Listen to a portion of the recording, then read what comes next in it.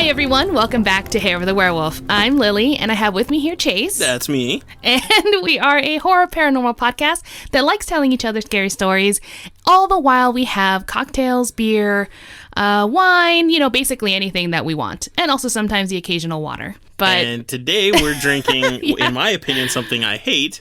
Right. We're drinking hard seltzer. We're drinking hard seltzer. So the thing is I saw them at the store and I'm like, I have a lot of friends who drink it. I'm just going to give it a shot. So I got the Trulies and they are okay. And then I got You definitely like them more than me. Yeah, I think I do. And then the Topo Chico was recommended by a friend, which actually had, I think, better flavors. Yeah. But the pack comes with mango. I'm allergic to mango. So I'm drinking those right now. That and might I don't be... even like mango. So yeah. I'm suffering. I'm not going to let any alcohol go to waste because there are sober children in Africa. So that's just a tragedy. Yeah, we got to be careful with all that. But today's a big episode. It's the last episode of 2021, the last one before 2022 starts. So yes, pretty excited about that. We want to thank all of our listeners, the ones who came in recently, the ones who joined in sometime along the way, and those that have been with us since the beginning. We couldn't have done this without you. We really appreciate it, and we're looking forward to a solid 2022 full of weekly Hair of the Werewolf episodes. I'm very grateful. Every once in a while we get like a message or just a friend who has been listening to it, and I don't know, it just it makes me super... One, it makes me nervous because I'm like, what are they going to say? But then it makes me really happy. And then sometimes I almost want to cry because there have been times where you and I are doing research at 2 a.m. And I'm like, is anyone even listening? Or is this even worth it? And then I just get amazing feedback. And basically, the reason why I wanted to start this podcast is so I can have other people to talk about the things that I've learned. And that seems to be the case. And I'm over the moon about it. I got in this podcast because you dragged me. That is actually what happened. So the good part is I've been doing more research and writing than I have since I left college. So this is good. I'm reworking those parts of my brain, which I like, and I get to drink. So I'm pretty happy about it. You get to forget about it at the end. So just as a reminder, at the end of today's episode, we will discuss the final movie. We're going to talk about Christmas Horror Story today. It's going to close out our winter movie segment, so stick around after the stories if you want to hear our thoughts on it. As a reminder, we try to keep it as spoiler-free as possible, and just, in case you're curious, I'm pretty sure that's going to be the last time we talk about movies or have movie things until next October. Yeah. With the exception of maybe if an important one comes out on a Friday and we just want to talk about it a little bit, something like that. A new movie, but that would be just one. So if you don't like that segment, don't worry, it's not going to be around for a while. So if you like it, sorry, it's not going to be around for a while. So I guess that covers both sides of the spectrum. Yeah. So, yeah.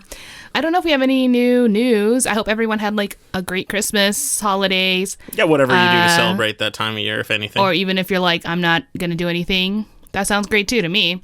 Staycations are some of the best. And yeah, you and I had lots of food. Nothing like having your own parents and your in-laws trying to feed you more than is humanly possible to fit inside your body. Yeah. And then when you're no more, they're like, what's wrong with you? It's I'm not even a growing child anymore. Why are you feeding me like I just don't know what they see. Because sometimes I'm man, I'm really full. I'm are you sure? I'm you can look at me, right? I'm not skinny. I'm not starving. Trust me. I think once we reached our vertical limit in height, they're what? Well, what now? It's ooh, horizontal. And we got to go the other direction. Infinite. I mean, we could go until the ends of the earth. Mission accomplished. I think once my left side touches my right side because it's gone around the globe, that might be a good time to stop. Then they just need another child, or the grandchildren will be targeted. Yeah, that's why most people have grandchildren. It's to get the focus off. Right.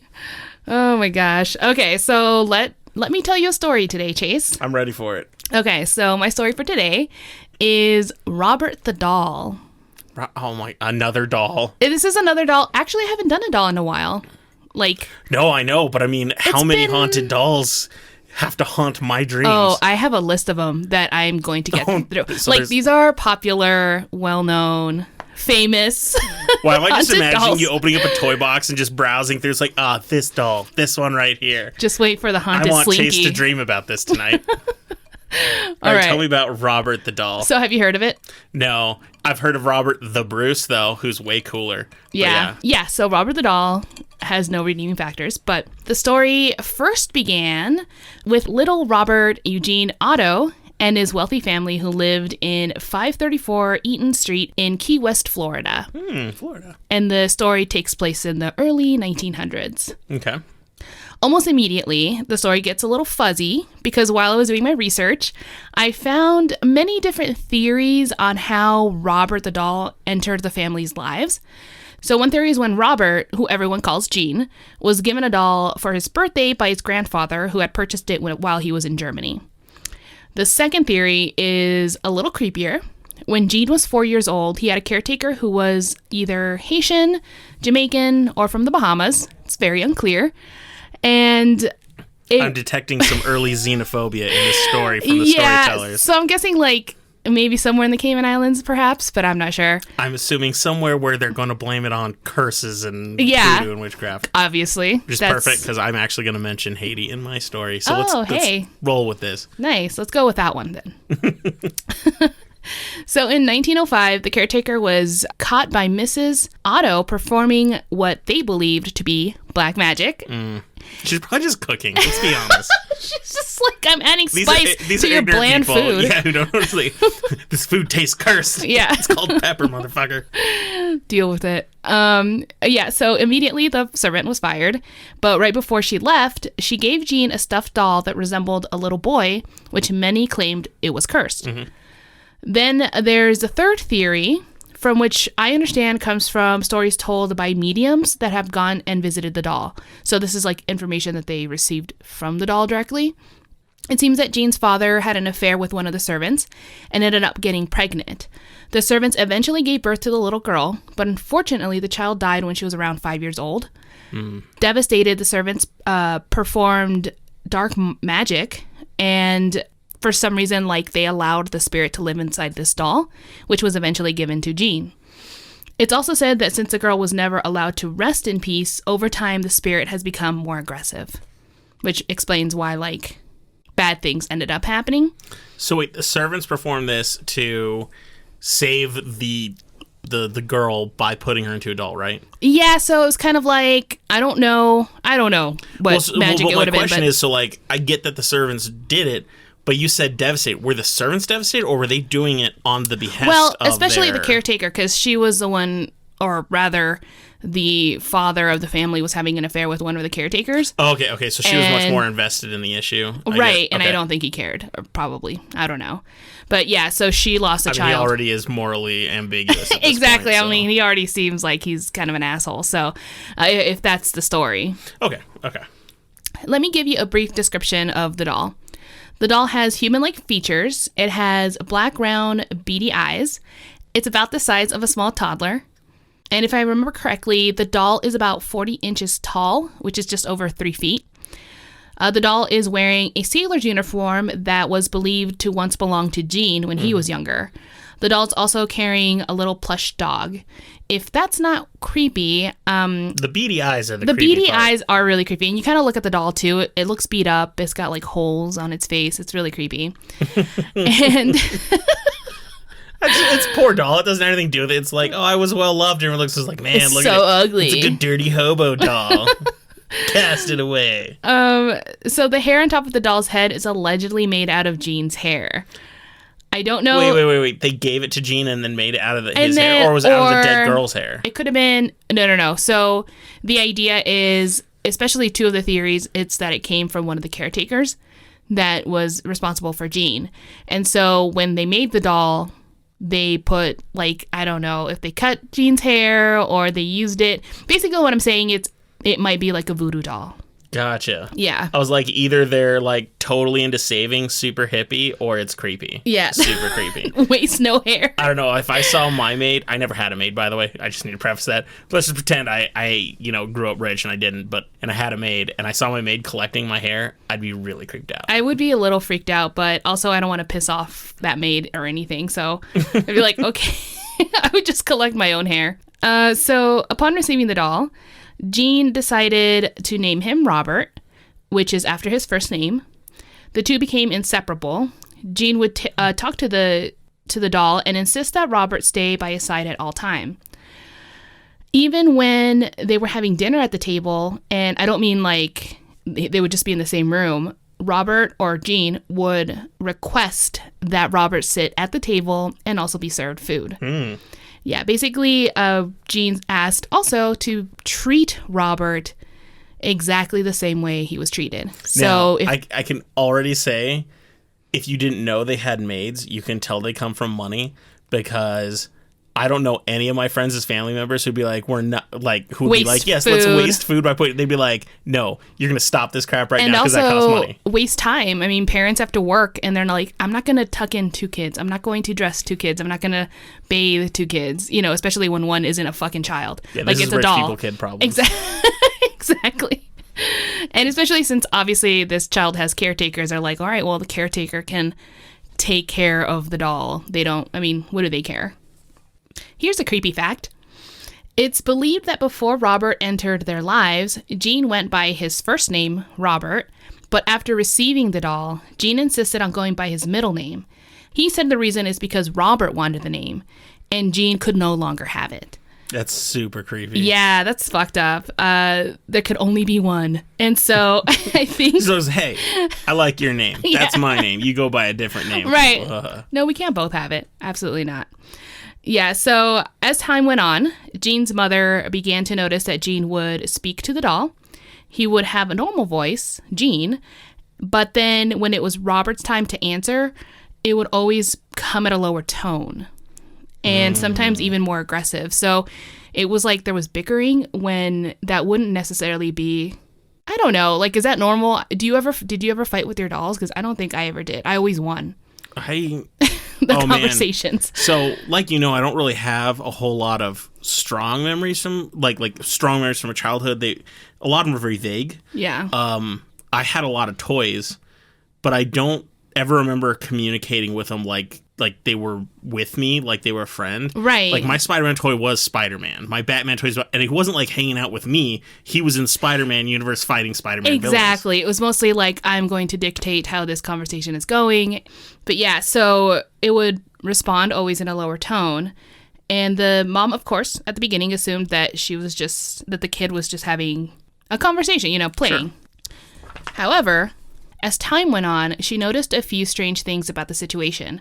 She would only hear the voices when she was in another room or right outside Jean's room. Whenever the mom would go into the room, like, she would burst in and the talking would immediately stop. Another thing that the mother noticed was that as she heard the deeper voice more and more, she realized that the tone was too deep to come from a boy. So after, like, hearing it enough... in her opinion. In her opinion, exactly. The strange behavior went on for years, and it seems like Jean was now completely attached to the doll. There are more than a few strange events that occurred in Jean's childhood, and here are some of them. One night when Jean was 10 years old, his mom woke up to the screams in the middle of the night. When she got to the door, it was locked. She could hear Jean inside screaming and furniture being thrown across the room. What? Yeah. Finally, she got the door open, and when she looked inside, the room was a mess, but nothing was moving anymore. It was completely silent. She looked at Jean and saw that he was cowering on his bed, staring at Robert, who was also sitting at the edge of the bed, staring back at him. When the mom approached Jean, she noticed that her son was shaking violently and unable to tear his gaze away from the doll. You know it's bad when you get into an abusive relationship and you're not even at puberty yet. Yeah, and it's not even another human. That's the worst thing ever. So shitty. Unlucky. Yeah. That was not the only thing that happened. In fact, it was common for the mom to find Jean cowering on the floor on his bed, staring at the doll. Over time, Jean began to act very differently, which I think would be expected. Everyone should act differently after that. Yeah, it's like a little traumatized. He became more difficult and distant. He only did what, as he would put it, Robert wanted him to do. As time went on, the doll began to not only affect Jean, but also the rest of the family as well. Like, other strange things would begin to happen. Items would fall from the shelf when no one would be around. Silverware and dishes would be thrown on the ground. Tapestries and other cloth items would be found shredded. It's unfortunate that it was always when no one was around, because then there's always that sense of deniability. Right, that exactly. The kid was just lashing out, emotional distress, something like that. Yeah, exactly. And I think that's exactly what the mom would think at the beginning. Assumed, yeah. Yeah. Jean's other toys would also be broken or destroyed. It was never clear how the toys would break, especially by a little boy like Gene, but the parents, like I said, always assumed it was him. And whenever Gene would be blamed for something, his response would always be, Robert didn't. Neighbors would claim to see the doll move from one window to the next, peeking through the curtains. Oh. So now we have like outside who had nothing to do with this family. That's messed up. Yeah. Servants would also sometimes hear or see from the corner of their eye a small figure running into another room or upstairs. Whenever they'd go investigate, they would find Robert sitting and staring at them as though they were anticipating their presence.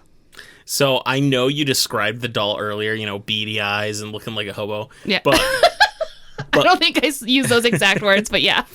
I put those words in your mouth. I can't help but when you said peeking out the window and running around, I am picturing that like super iconic cliche ventriloquist dummy. That's all I can picture. Oh, okay. Actually, I have a picture here. I think it's still on my computer. Let me show it to you. That to me. I think everyone should Google it if it's safe and able. At this moment, there it is. Huh. Not exactly what you probably would have anticipated, but yeah, so it kind of looks almost makeshift made. It doesn't... it doesn't look great. It's plush, but it's also very old, so I don't know if that's also a factor. It's very weird. It's kind of like it lacks any of the style that I've seen in modern dolls, so it stands out. It does. It's a very unique looking doll. Yeah, it doesn't look like anything else. No. So let's see. What else did this doll do? Oh, so like I said, the servants would also experience these things, and they were affected negatively by the parents because if something happened that it would be pretty improbable for a child to accomplish, the servants would be blamed. So I have a question about the doll. Now that I've seen it, have you seen what their house looked like? I think I saw a picture of a mansion. Yeah, is it kind of like a Victorian or Edwardian one that kind of has like a round spire or something like that? Yeah, I know what you mean. But yeah, so this is in Florida, so you know how like some of their houses... Was this story covered on BuzzFeed Unsolved? I don't remember. Because I feel like when I saw the doll, there was a familiarity there. And I'm wondering if I've seen this before. Maybe because, well, I don't know. Because when I Googled it, usually that comes up. Especially since I've seen a lot of their episodes. And on YouTube, it didn't pop up. So I guess I just assumed it wasn't covered. I don't know. I don't know why. It just feels a little familiar. But like in a creepy way. That's good. I don't know. I watch a lot of shows too. Maybe I just wandered in eating a hot dog while you're watching. I'm like, Robert, that's creepy. Look at that ugly doll. She's like, I'm going to traumatize you with this in a couple of years. Oh, okay. Yeah, just waiting. So, yes. Oh, another thing that Robert would do is mess with the servants because oftentimes when they would go and just kind of tidy up rooms, especially ones where there were no one had slept in a long time, like the guest bedrooms, they would walk in and see that it was completely disheveled. Like the bed was unmade, things were like crooked, paintings, whatnot. Basically making more work for them. This actually caused the Ottos to have a lot of rotating staff, and it wasn't just because the parents were notoriously kind of mean to them, but also because they were very terrified of the doll. Absolutely. If you're getting paid next to nothing and you could get this work with somebody else, like, why would you stick around? Yeah, I guess it just, like, depends on how desperate they were, but yeah, like, let's just pretend that the situation would have been shitty in any house, it might as well not have a demon doll. Just personal. No, exactly. You know what I'm saying? Like, you put that on your application. It's like, I'm willing to like do dishes, bathe children, laundry, fix clothes, no possessed dolls. Exactly. It's like if two houses were identical situations, but one had a shitty doll, I'd be like, no. Oh man, the owners are like, well, not this one then. Exactly. Oh my God. So frustrated, the parents decided that enough was enough, and they actually took Robert away. They ended up storing him in a box and placed him upstairs in the attic. Not long after the doll was put away, Gene began to return to normal. Oh. Yeah. He no longer would act up, and eventually he kind of forgot about the doll. He just... As kids do. Got older, right? Gene would grow up to be a normal kid, eventually go to college, and I think he studied in New York and Paris. Oh, wow. So this is already different than I thought. I figured it was going to go 2 months, and then the doll just started showing up again or something. Ooh. Oh, so we're talking years now. So this is a year process thing, and it continues. It has to be longer than a year because he can't go from a kid with a doll to college in a year. Oh, no. So, I think he got it when he was 4 years old, and then a lot of the things that have been occurring wasn't within a 6-year span. Okay. And some would escalate, like I said, whenever one of the last incidents, I believe, was when Gene was like cowering in his bed when the door was locked and all the stuff was flying around. And how old do you think he was then? He was around 10, I think. Okay. Yeah. So yeah, he went to go study in New York and Paris and would eventually become an author and a successful painter. Oh, it would be so funny if he painted Robert the doll. Ew, like in every single painting, he's kind of hidden somewhere. Has Robert the doll. That would be so messed up. Now I got to look at his paintings. That's a movie script right there. Yeah. Right now, it would seem like the story would have a happy ending. But as for those of you who can't see, I'm still holding like 3 pieces of paper. So it's definitely not over yet. In 1930, Gene married Annette Parker, and the two decided to move back to his parents' house shortly after they died. After settling into their parents' house, he decided that the attic would be the perfect place to set up his art studio. In the process of cleaning out the space, he found the old box that his parents put Robert in many years ago. Exactly. As soon as he took the doll out of the box, according to his wife, Gene became obsessed with the doll again. And just like when he was a child, all the strange behaviors that he exhibited in the past returned. Robert, again, would be eating at the dinner table with them and even sleep in the same bed. Oh, that's fucked I'm up. like, what the hell? Not shockingly, Annette never took to Robert. She was pretty vocal about how upset she was that Gene changed his behavior and became obsessed with the doll. Can you just imagine the husband's like saying to his wife, he's like, hey, honey, I got a crazy idea. What's that?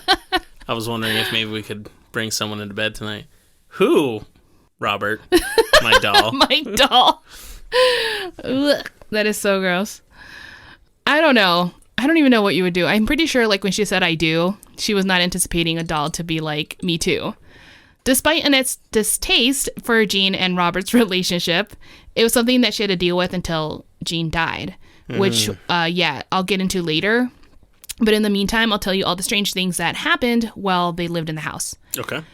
When Robert was left alone in a room, it was common to find him in different positions or in another room altogether.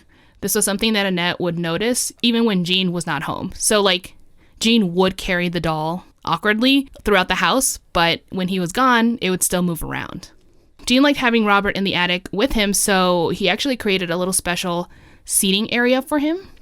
Neighbors were somewhat aware of the strange things that had been happening in the house and also noted that Gene's changed behavior. At one point, it was... So it wasn't just a suspicious wife at this point. It wasn't, This was obvious. He had an obvious... If your neighbors can tell you're acting differently, that has to be a drastic change because they only see you sparingly. Exactly. That's exactly what was happening. At one point, it actually did get so bad that people became so uncomfortable with seeing Robert that some people refused to walk by the house. This, of course, was fueled after people had gone to visit the couple, and while they were there, they had their own haunted experience.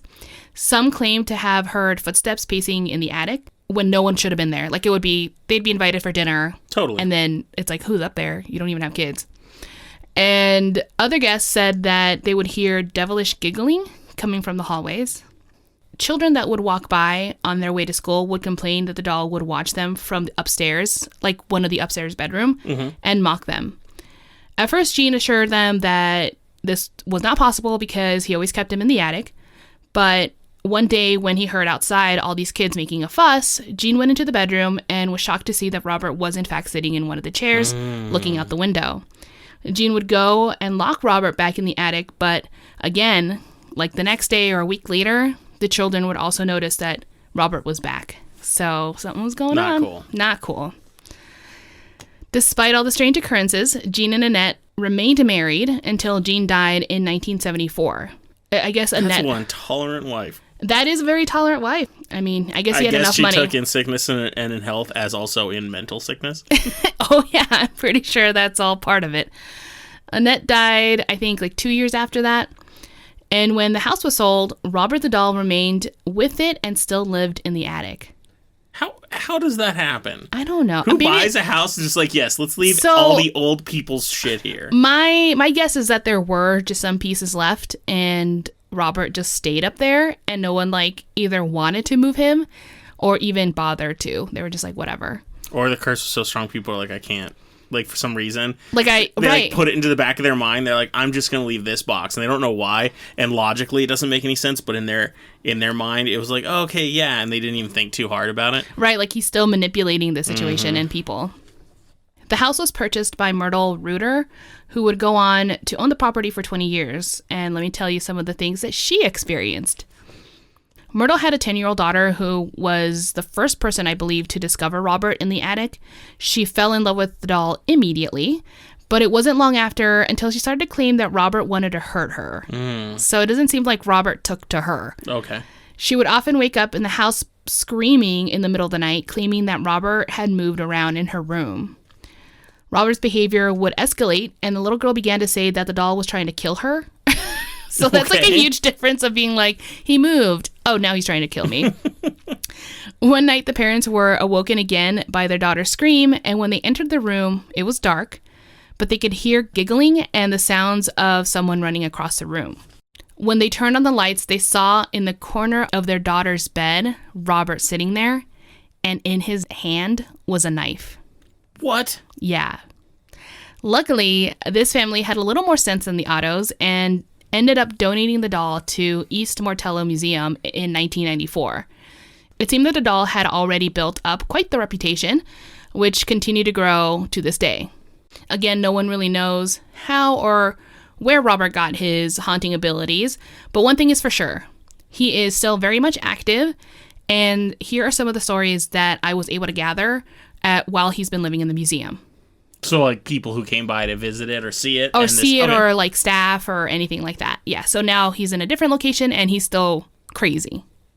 Okay, so first off, when you go to the museum, you'll see that Robert is actually in an enclosed glass case, which you saw in the picture. Mm-hmm. That's how he is seen, which is very similar to the Annabelle doll, and it's for, like, the protection of everyone around.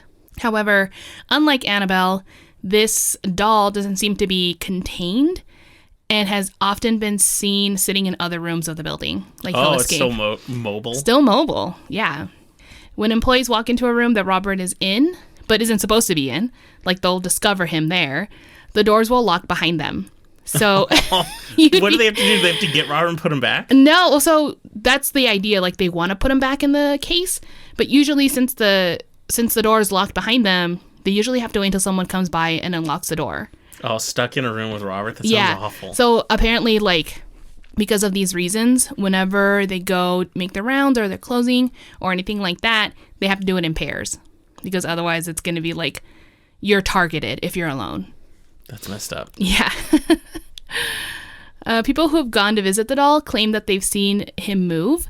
Some even said that Robert's facial expressions will change into a scowl, which is very weird because when you look at the doll, it's like, how? But okay. One unlucky museum employee had the task to clean him, but when they returned the next day, they saw that the bottom of Robert's shoes were covered in dirt, like he'd been walking around.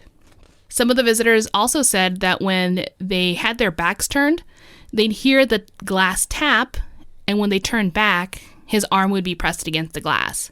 So not cool. It's just so, like, predatory almost. Just, hello, like, you know, you don't even know how powerful I am. If any of you are actually going to take the tour, there is one rule you need to remember when taking a picture. You must first ask for permission. If his head from the doll. From the doll. So you have to ask, Robert, can I take your picture? And if his head tilts to one side, then permission has been granted. But if he's still, then you can't take his picture. Otherwise, you'll be cursed. He will also curse the people that were with you when you took the picture. And that's some blanket grudging right there. Yeah, that's another tip to consider because you got to make sure now that the people that you're with will respect the rules. Otherwise, you're effed. Oh, man. Half the people I know would be like, that's bullshit, and take a picture. And I'd be like, I'm not going with you. You're like, I don't know him, so I don't know. Just go to distance and just be like, I'm ending this friendship now. Yeah. So employees and tour guides warn guests again and again to not take pictures unless you've asked for permission, and they really take this seriously. People who choose to ignore these rules and take a picture anyway would then experience great misfortune. People have been in car accidents shortly after, lost jobs, got divorced, and even broken a limb. They would be so regretful that people actually would write letters addressed to Robert asking for forgiveness. A lot of the times they would come with candy as an offering, hoping it would help. I'm not really sure when it was established that Robert likes candy, but I guess it couldn't hurt. Yeah, right? And the museum claims that they get about 1 to 2 letters a day. What? Yeah. That many people are taking pictures. That many people, yeah, people just like, when people go see this doll, they don't even care. They think it's just like part of, because it's like a bigger museum. I think it has like other stuff in there too. So, you know, they're is it taking other pictures of supernatural that. stuff, or is it like the only cursed thing in the whole museum? I don't know. I didn't look at what their inventory was, but maybe. Maybe like the taking picture rule only applied to Robert. Yeah. So also the museum has a room, and I think it might be the same room that Robert's in, and they just display all the letters that they receive. So you actually can go read a lot of them. Yeah, it's pretty cool. Sometimes the cameras that guests will bring will malfunction. So even when you think you got a picture, and then later you look at the photo, it'll be like corrupted or black or just gone. Robert hates cameras so much that even the security cameras that are facing the doll will often shut off or malfunction themselves. Damn. Yeah. So you can go visit the museum, or you can take a ghost tour where the museum is one of the stops. And I read in one of the articles that tour guides will ask guests to greet Robert when entering and saying goodbye when they leave. Since tour guides anticipate that people will take pictures anyway, they ask that at the very least follow up with saying thank you or I mean you no harm kind of thing. And this is basically just for their safety. It also depends on the tour that you go with. Some might actually be more lenient with the rules, so you've been warned. So, you know, like when you go to the museum, employees there will tell you, but the tour guides might be like, oh, I guess you can. You just got to say thank you. And that's kind of messed up. I think I've learned my lesson, though. I will never take a picture of anything that's supposed to be possessed, ever. Oh, right. Because this is not an uncommon thing. Yeah, I just think it's just a safety, you know? Just don't do it. I mean, I know you might want a picture, but everything that's cursed, there is a photo online. Just look at that. It really is. And a lot of people say it's the taking picture thing. I didn't really hear people getting affected when they look at the doll. They might get scared, but the curse really only applies to those that captured an image without permission. Yeah. This was also, from what I read, certain articles put this in there. I don't know how true it is because I don't know, but I guess it also inspired the 1988 movie Child's Play. So Chucky is based on Robert the doll, which kind of makes sense because it's like this. I absolutely believe it. You know what I'm saying? Like it's very similar. A little the knife alone. The knife. Oh God, yeah, the knife. Befriending. Parents can never see it moving. The kid has fights with it, and it's just crazy. Yeah, for sure.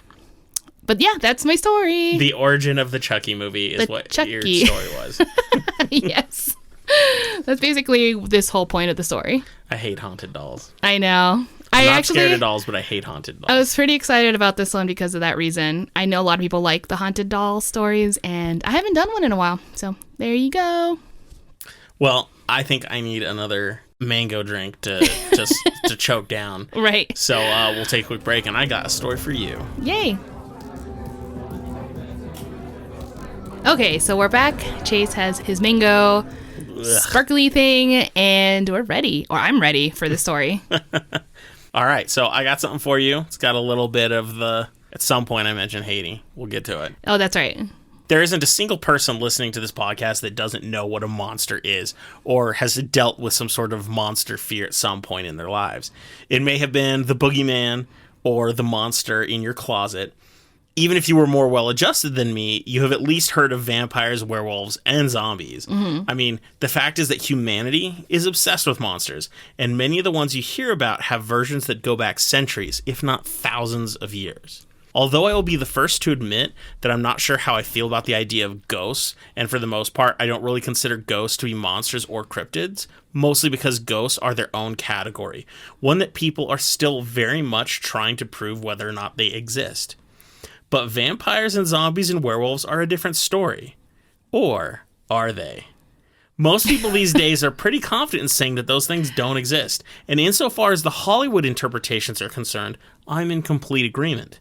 However, the problem is that human history is full of stories of different monsters and supernatural type threats. It's easy just to brush them off as figments of an uneducated mind, but the more often they reoccur and the more similarities each story has, it begs the question, where do the stories about these monsters really come from? Is there a chance that modern-day monsters are the result of stories that changed and evolved over the years, but were based on very real events? As I dig into the past to research information for this podcast, I find myself running into more and more interesting information about possible origins of either cryptids or regional variations of cryptids or just individual stories about cryptids. Right. Oh, and just word of caution, there is a moment in my next story that is a bit gruesome, so you might not want to listen to it while you're eating, and if you're squeamish, you may not want to listen to it. Well, duly noted. Can I drink? You can drink. Okay. I think. Okay, we'll see what I do. It depends how weak your stomach is. I can be eating spaghetti while watching a horror movie and I'm fine. It depends on the horror movie. I'm pretty squeamish. Like, if it was, I don't know, if it was a movie with, like, bugs, I might, like, not be able to eat. Okay, then I think we're good. No bugs. Last week, if you guys listened to it, I talked about how werewolves had a strong connection with Christmas, especially in the Eastern European regions. That research led me to find out how belief in werewolves were rather common even in the 19th century, back when everyone was still wearing 1800s clothes, which is an in-joke for anyone who's been listening to us for a long time. 1800s look? Those 1800s clothes. In 1855, a newspaper called the Brooklyn Daily Eagle ran a rather disturbing story that allegedly originated in the more rural regions of France. Perrin, a 25-year-old farmer, had fallen desperately in love with a girl and wanted to marry her. The girl's parents, however, were less enthusiastic about this match. They were uncomfortable with the man's behavior, quote, on account of the strangeness of conduct sometimes observed in the young man, end quote. To me, that sounds like an old-timey talk for saying he may have been a jerk or overly aggressive. Yeah. But I don't know about you. I'm actually relieved to hear about parents being concerned for their daughter in a story this old. It's not often you hear about it in this kind of context. But that said, their concern did have its limits. Apparently, Perrin was from a wealthy and influential family of farmers. Oh, no. The match between him and their daughter was viewed in the public as quite perfect. On top of this, Perrin's behavior seemed to continue to diminish. The article claimed that, quote, his passion for the girl became at length so violent that he declared he could not exist without her, end quote. What the hell? Oh my God, this guy. Right? To me, I'm like, this is a serious red flag. He's basically throwing tantrums, and I'm over it. Yeah, anyone who claims that they can't live unless they can have you, I mean, this is an opinion, but I think you should walk away from that one. Yeah. Because that kind of extreme emotional distress, that's not just going to be with their love for you. It's going to be everything in their life. It's going to have to do with his breakfast. It's going to have to do with his job. Like, if you can't control your emotions, you can't control your emotions in all parts of your life, not just the way you love. This is, I know we all like to giggle about the whole Romeo and Juliet story, which is a beautiful one, but usually the guy's like, if I can't have her, there's no reason to live. It's like, dude, you need to get control of your life. You need to, like, step back a second. Yeah. Yeah, this is going to be a problem. So, he's already throwing a bunch of tantrums, and he's like, oh, I need her, I need her, I need her. So, what does someone who's trying to prove that he's the right man for the daughter do? That's right. He asks his mom to go beg the parents one more time. Please let me... Yeah, right? It's awful.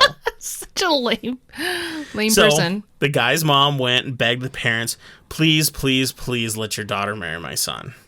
And this time, the girl's parents said yes. Oh, you know, it was like, we'll give you more money or something. I'm not sure why they decided specifically, because it didn't mention in the article, why the girl's parents abandoned all their concerns. They're like, oh, I'm no longer worried about her marrying a possibly imbalanced man.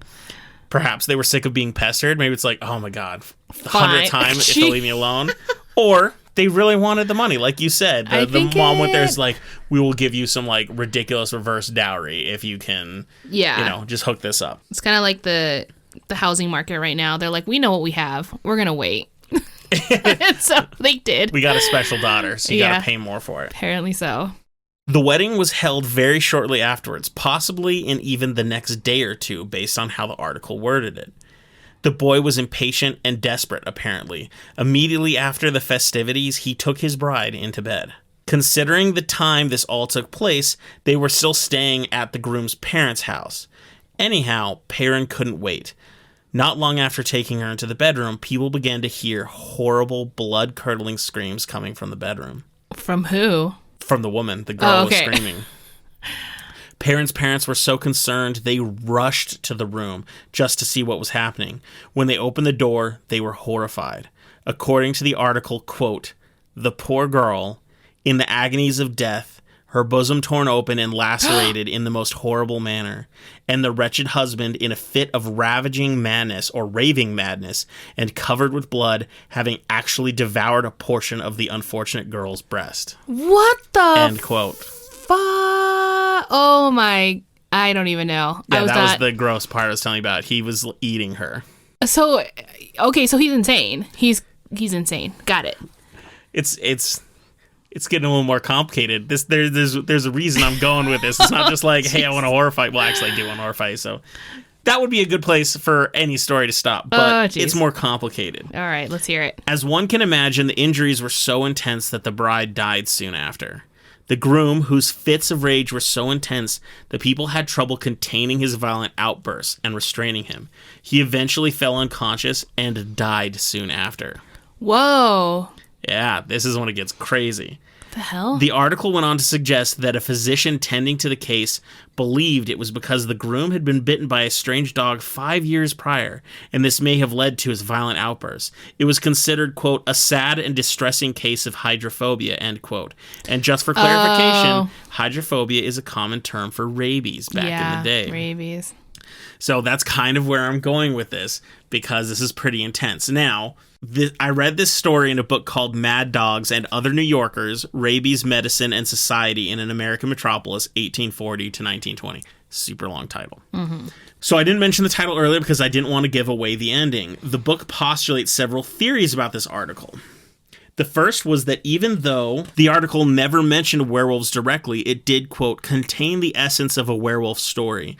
The toxic bite of a canine turned a man into a monster who tore his victims into pieces. His sexual instincts perverted into the most depraved carnal violence," end quote. The other important theory about this story that the book suggests is that versions of the Killer Groom story seem to predate this specific one, going back earlier in the century, suggesting that the newspaper was not in fact printing a news story, but somehow folklore that maybe they thought was a news story. Now, okay. I know, so exactly. They got, like, they just didn't have the right sources, and they just were like, oh, this must be... Or maybe they didn't care about their sources. Oh, yeah, that's fair. It's so hard to judge. I mean, at this point, journalism is different then than it was now. The things they cared about, their methods, changes. Everything was so different.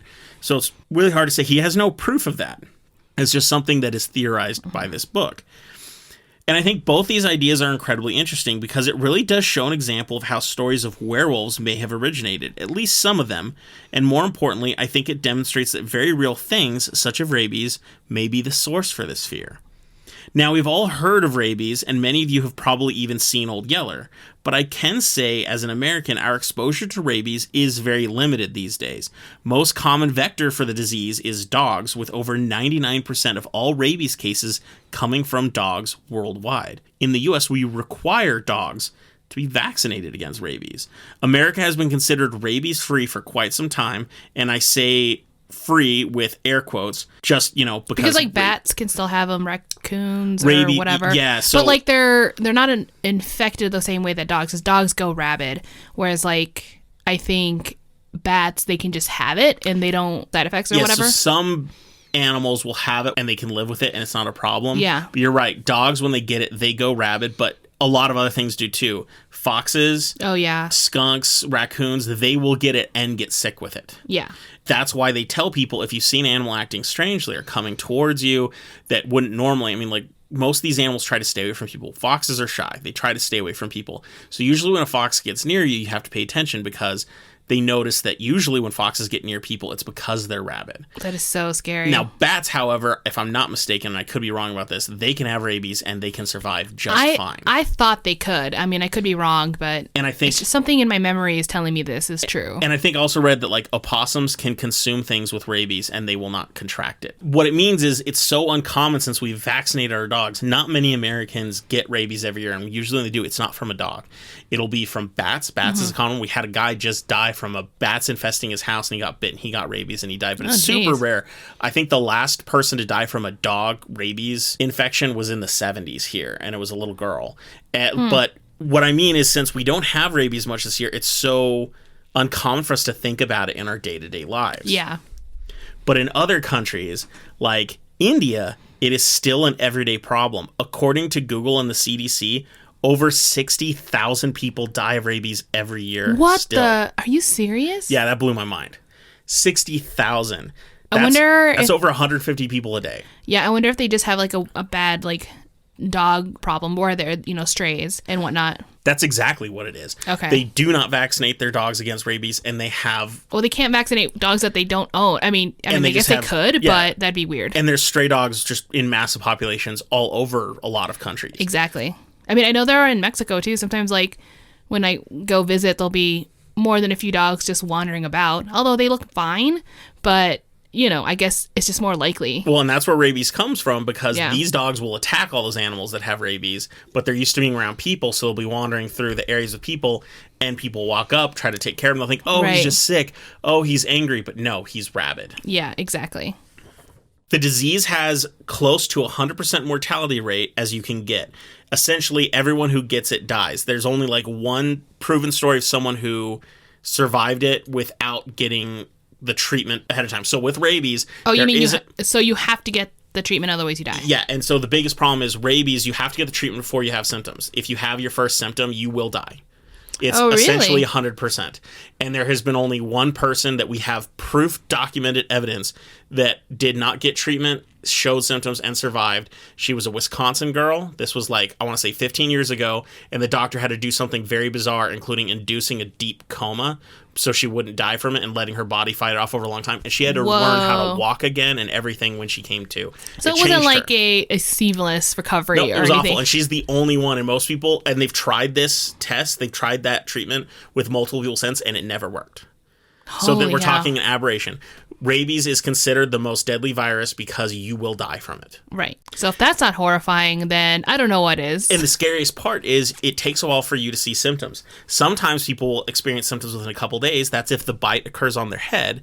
But some other people, they have evidence to suggest some people might go up to a year without developing symptoms of rabies and not knowing. Damn. But usually it's within a couple weeks. Now, the virus attacks your neurological system. You can't detect it in blood or anything like that. And it just goes through and it starts attacking all your nerves. Your brain stops functioning correctly as the virus takes over your nervous system, and you get confused and often aggressive. You begin to lose control of your body functions, sometimes convulsing and acting out violently, and you often foam at the mouth, overcome with thirst, but your throat closes near water, so you can't drink, hence why it's called hydrophobia. Yeah. People be thirsty, they want water, but once water gets close to them, their throat uncontrollably contracts and they start choking and they can't do anything about it. This is so terrifying. Like, this isn't even a supernatural thing, and I'm just like sitting here horrified. Well, and that's why, it's absolutely horrifying. And I watch videos, and when you see the foaming and everything, it's... No. And I've seen video of humans with I it. don't want to see this. I don't think anyone should see it. But anyway, there's a whole point to this. I'm not just doing this to give a whole medical thing. No, like, where are we going with this? The mode of transmission of rabies is through saliva in the salivary glands. It's part of the reason they're foaming at the mouth and everything. There's also thought that the reason you get hydrophobic is it would allow you to clean out your salivary glands and not pass on the virus. So... Oh, weird. Or at least it was something how the disease evolved to being so effective. So it goes through saliva, meaning they have to bite you. Mm-hmm. So it is transmitted through bites. How many diseases are through bites? And everything about this disease... So is it like blood, or like if you make out with... I mean, I don't know why you would make out with someone foaming up the mouth, but like... Let's say they were convulsing and you wanted to give CPR, and then you didn't know they had rabies. Do you get it that way? I wonder if it means you have to have like a cut in your mouth or something. I'm not sure. I didn't go that in depth. I don't know. I just thought I'd ask because now I'm like super scared. But it's what they do talk about is they say that if you shoot an animal with rabies, it can survive in their blood matter for up to 2 years. Okay. And so usually they say if you kill an animal with rabies, you bring in experts so they can cremate the body and purge the virus and everything. Gosh, that's even, wow. It's super complicated. But I mean, seriously, people, how many diseases do you get from biting people? Someone has the flu and they bite you, you're probably not going to get the flu. Right. It's just not going to work that way. That's the least of my problems, but yeah. So the idea of a disease that's transmitted through a bite, but the disease itself makes people want to bite you. Yeah. Oh, is wow. super creepy. Yeah, that's so crazy. And although that was by no means a clinical or overly detailed view of rabies, and if you're super interested, you can totally look it up online, I think it helps paint a picture of someone descending into madness after being bitten by ominous or creepy dogs.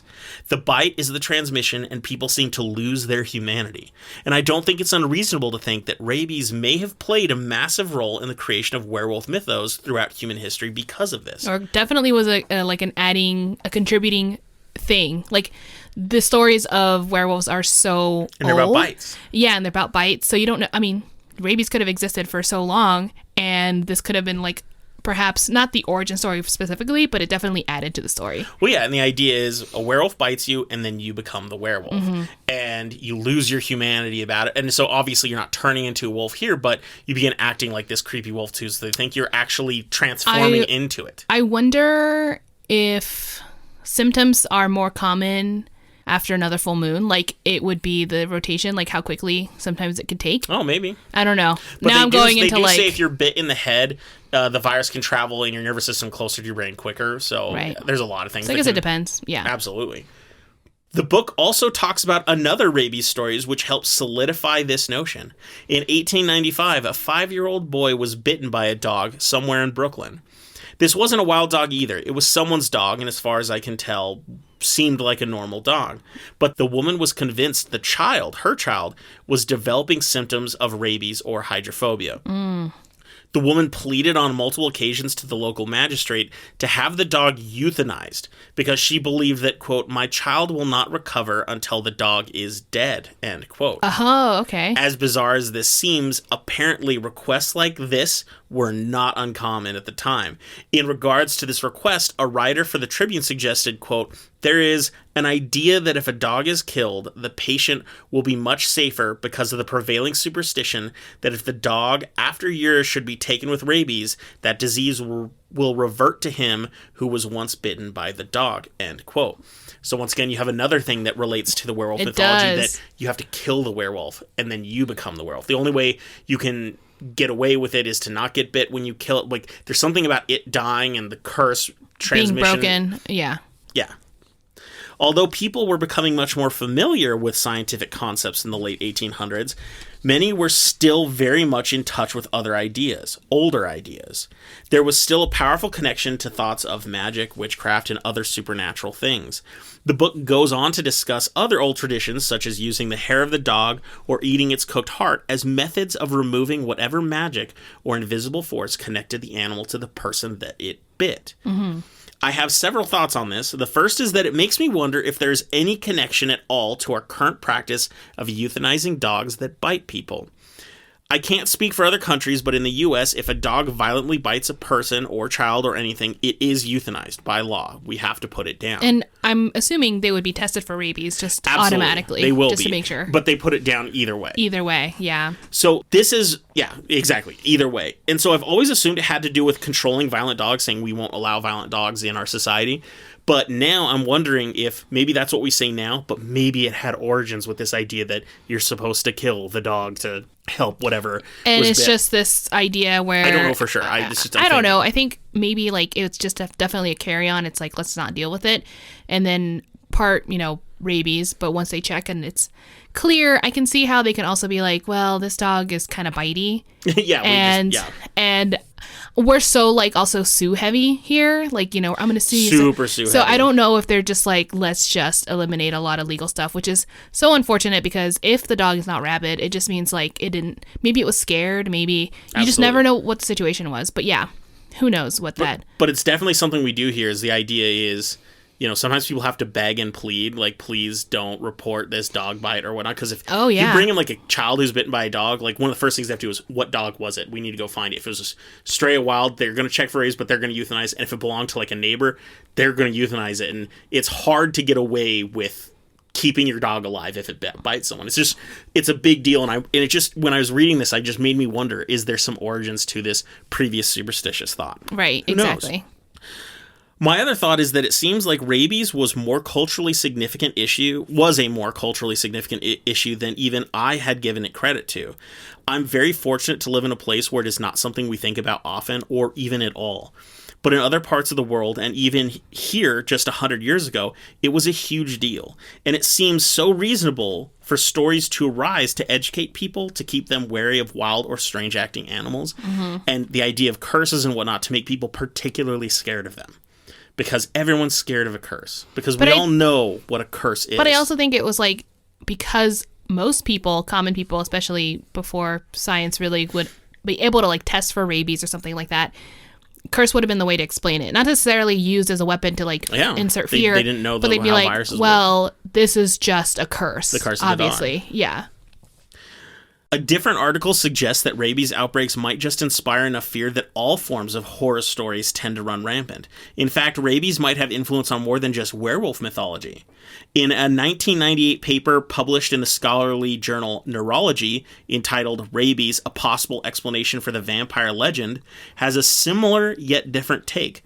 The article suggests that a 1720s outbreak of rabies in Eastern Europe had a profound effect on beliefs and superstitions of the time. During this outbreak, folk tales of vampires became prominent and strongly defined. I can only assume their version of vampires are a far cry from the kinds we see in Hollywood today. Oh, 100%. But this article was essentially saying there was a huge rabies outbreak. It was affecting the countryside, all the animals. Like, they had to kill animals. They couldn't eat some of their animals. Everything was bad. But vampire folklore exploded in the region. And so maybe it had something to do with that also being cursed, and maybe their vampires were more animalistic. I'm not sure. Yeah. Because I mean, there are different versions of vampires, and like all that evolved too. And Hollywood for sure has the biggest influence as how we view it today, you know. Absolutely. No, that's interesting. Yeah, that's pretty cool, because I think, like, if I'm not mistaken, well, I definitely have a story in mind I'll cover eventually where, like, perhaps the vampire really did originate from, or at least one of the most influential stories that caused it to shift into what we would more or less know about it today.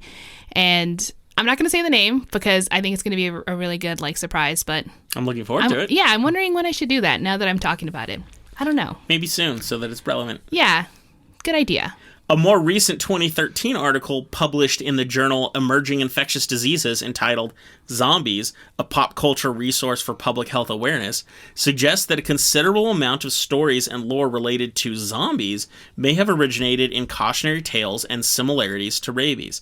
It doesn't just reference recent pop culture things, such as the movie 28 Days Later, which literally modeled its zombie infection after rabies, but actually discusses historical parallels. It talks about the beliefs that originate in Haiti and Western Africa, where they pretty much defined what a zombie was, even the word zombie. And even today, the idea of zombies is very real. And there are laws in many of these places that specifically consider turning someone into a zombie a punishable offense. Oh my God, that's amazing. Not being a zombie is punishable, but creating a zombie. So in many of these cultures, zombies can be created from witchcraft or as a result of curses or toxins. But the end result is usually the same. Although versions differ on how zombies act specifically, it isn't hard to imagine what most of us would think was a zombie. Yeah. Oh man, I think I can't remember where or why I was like looking this up at some point too. But there are specific, like, quote-unquote potions, but which you would saying like voodoo or any kind of like witchcraft that does actually cause a person to like behave a certain way, which very zombie-esque. And I don't know if that's part of like what you're talking about right now, but yeah, that's also part of stuff that I wanted to talk about eventually. And if you want to cover that one day, that's totally cool. I didn't go deep into it on purpose. Oh, okay. I was trying to very specifically only stick with rabies parallels. Oh, okay. Yeah. There's so much to talk about when it comes to all these cryptids. I wanted to stick to something very specific. No, that's cool. Now, one thing I can vouch for is while doing my research, I watched a lot of videos of what rabid animals look like. And I gotta say, it was one of the creepiest things I've ever done. Yeah. I can say for certain that the animals definitely had a super obvious look to them. They looked wrong, and you could tell they looked wrong. Not just their eyes, but the way they moved. They really did look like zombies. I saw one of a fox who wandered up to a glass door. His eyes were vacant. His motions looked undefined and unintentional. He didn't move right. It would randomly show its teeth in an aggressive but still unnatural way, and it would just randomly lick the window, unsure of what it was doing. And it didn't look like a normal animal licking something that it's trying to taste. it did it wrong. Everything was wrong. It was on autopilot, but it looked unhealthy, and it was an aggressive autopilot. Right. It is, you can tell, and it takes a second to tell. I think that there's something deeply rooted, like, because I've never been around rabid animals, it is definitely a natural reaction. It's something that we have evolved or grown or bred. We can see it. We can tell right away that is wrong. I mean, it was like looking at zombie animals, which was very creepy. So scary. I think I definitely have a thing for zombies where I love zombie movies and everything, but I'm not going to lie when I say that it's one of my like fears that if something like that ever created. And I don't mean like the actual zombie eating brain stuff. I'm talking about more 28 Days Later, where there's like a virus and everyone kind of turns rabid, which is very like rabies. So if there's like a super rabies virus that goes out there that is transmittable, not just by saliva, but other ways, I think we're so effed. We're screwed. So, the too long did not read version of all of this is that rabies may have actually been one of the driving forces for creating some portion of werewolf, vampire, and zombie folklore. And all I know is that on Hair of the Werewolf, none of us are hydrophobic because all we do is drink. Yeah, we're like the cool kind of werewolves, so I don't know. That's the story I'm sticking to. And that's my story. Woohoo! Oh my god, that's a really good one. It actually kind of scared me because that's a very scary topic. And also super insane that these kind of reports, especially like you said, the media, newspaper or whatever at the time were kind of reporting, would have in context put it somehow like folklore-y or well, yeah, or if you whatnot. read that and they said, oh yeah, he had hydrophobia, which they still didn't know what viruses were, and a lot of people weren't calling it rabies yet. Yeah. But the article acknowledged it was because he was bit by a strange dog sometime before. I don't think it would have been 5 years before. If this story happens to be true, it would have been less than a year. I mean, it probably would have been just weeks or months prior that could have happened. But they still acknowledge in the article, creepy dog bites guy, while later he descends into madness. And the way it was written was very much like the way you tell people to be scared. Like, don't get around any creepy dogs. He bites you, you're going to go mad and eat your wife. Oh, yeah. Like, it's crazy stuff. Like, straight up folklore. Oh, my God, that's amazing. Yay. Thank you that's my story. Thank you for that story. But anyway, thank you guys for listening that are going to not listen to us talk about this amazing movie, which I recommend doing. Yeah, and it's movie time. So let's get into it. So today we're going to cover our last movie for December and possibly our last movie until Halloween, like I mentioned earlier. This one we saved for last because it is definitely the most Christmassy of them all. It was super Christmassy. Oh, yes. So today we're going to talk about the movie A Christmas Horror Story. Now, many people might be turned off by the somewhat generic name or bland-looking poster used on whatever place you happen to be streaming it from, because we were too. In fact, the only reason we originally watched it was out of desperation for something horror-themed around Christmas. Yeah, we were running out of movies. Yeah, we're used to seeing really horrible and cheesy stuff. Like, we can handle it. Oh, yeah. We're used to it, and we figured, oh, this is just going to be another one, expecting we'd be unable to remember it 3 days later, like the specifics of it. But I'd be lying if I said we weren't completely surprised by it. Reviews seem to be all over the place. There seems to be people who love it and people who hate it. There isn't a lot of middle ground. So it's definitely a polarizing movie when it comes to that. So some people, if this is your first time watching it and you hated it, sorry. And if you loved it, awesome. The one thing I can promise, though, is the initial story when it opens is a little bit out there. It's so jarring because you're like, what the fuck am I watching? Like, it's so not cartoony, but it's out there. It's a little goofy and you're just not sure where it's going because it's a cold open, basically. It's kooky, and I promise you want to give the movie at least like 20 minutes before you go, because we'll get into why. So Christmas Horror Story was released in 2015, and it's an anthology movie, meaning it contains multiple stories, all of which are intertwined and related to each other in some sort of way. And if I'm not mistaken, each of the stories has a different director, which leads them to each having a different style and tone, not just a different plot. In this respect, it's not unlike the VHS movies, so if you like those, it kind of is like that. You might have a favorite story, a least favorite story, things like that while you do it. And different people are going to react very differently. There are 4 stories in this movie, and they are all told in pieces interchanging between each other throughout the film. The movie opens with what will be the final story as well, and it follows Santa himself. This is what we meant by weird. Like, it's literally saying Santa exists. Yeah. Santa himself, whose elves have become overburdened with an infection reminiscent of zombies. It is definitely the weirder of the stories, and when you first watch it, you're like, what am I watching? Yeah. And then the rest of the stories are much more human stories with horror elements. And they're like, within the same world, and very much like if you guys have seen Trick or Treat, it is the same world. They're all interconnected, not necessarily directly, but for example, like one of them would have known each other, except not in the story. Exactly. Is it relevant? They'll just mention like, oh, I know this person, and then you'll see their story and whatnot. So I would say that even though the Santa story is very bizarre, it's still somehow going to be connected all together. Absolutely. The second story follows teenagers who break into an old school to get video footage of a room where a gruesome murder took place. As you can assume, whenever teenagers are involved, creepy things begin to occur. The third story follows a family of 3 that travel to get a Christmas tree out in the forest, and during their trip, their son wanders off and is missing for quite some time. When they find him, something is very wrong. I'm not going to say more, because that's super spoilery. And the final story, or at least the fourth story, is a family that's gone on vacation to visit their old crotchety aunt out in the countryside. Crotchety aunt. Crotchety. I never get to use that word often, so I'm happy to. This actually is very appropriate. Well done. As evil as the aunt seems, the visiting family, you'd learn, is full of selfish and disrespectful people itself. After a cold welcome, the family decides to leave, but is unexpectedly attacked by a sinister force. And then there's William Shatner, who has his own segments that are kind of their own thing, but kind of not. It's hard to explain without ruining anything. He's a radio broadcaster with segments between the other stories, and he is kind of a bit part of the film, and I assumed it would be a throwaway role, but in hindsight, I really think it added a lot. He's kind of just getting drunk and talking about Christmassy stuff on the radio and playing the music, and it's kind of one of the ways that the stories bleed into each other, because you hear the music playing in multiple segments and everything. It's a pretty smart way to remind you that everything's happening in the same world. All right, so that's just the premise. That's the whole premise there. If the movie sounds interesting and you haven't seen it, from that, you should totally watch it. Lily, what was your favorite of the 4 stories? Ooh, for me, oh God, I don't know. Like, I feel like every time I watch it, I go back and forth. They're all good. They're all great, yeah.